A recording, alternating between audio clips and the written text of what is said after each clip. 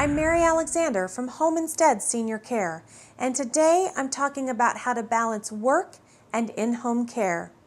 Now we're going to talk about some employer-offered programs and alternative work options that might give you more time for your caregiving responsibilities.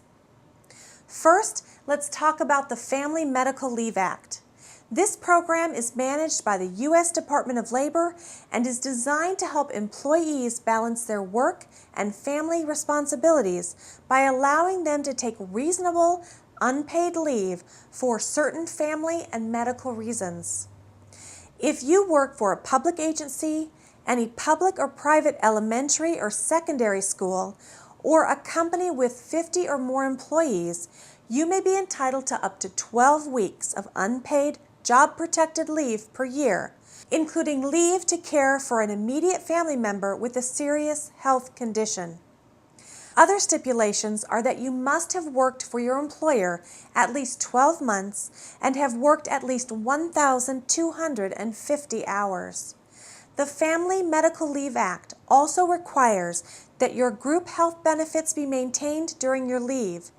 You should visit your employer's Human Resources office to determine if you are eligible for this program. Another employer-sponsored program that you should check into is an Employee Assistance Program, or EAP.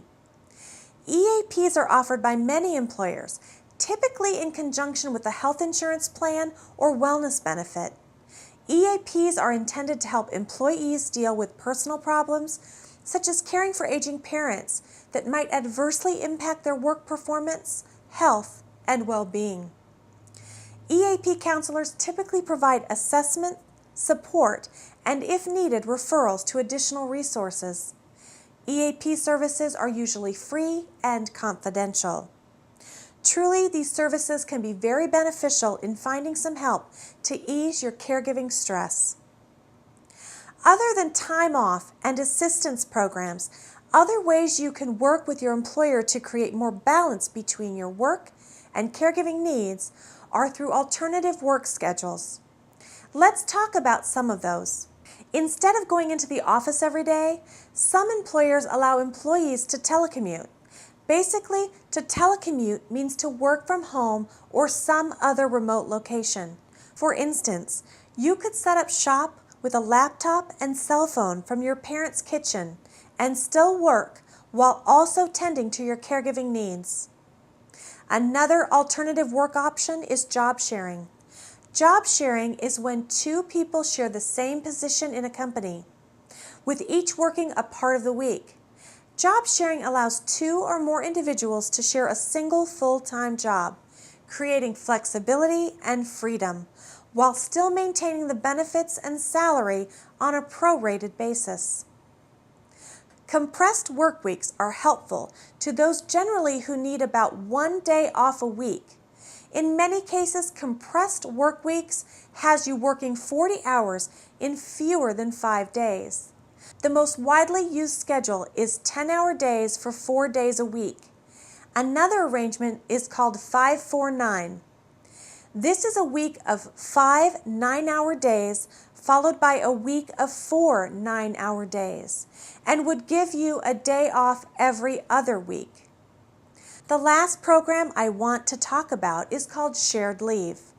This is different from alternative work schedules or employer-sponsored programs and is starting to grow in popularity, especially in the health, government, and nonprofit sectors.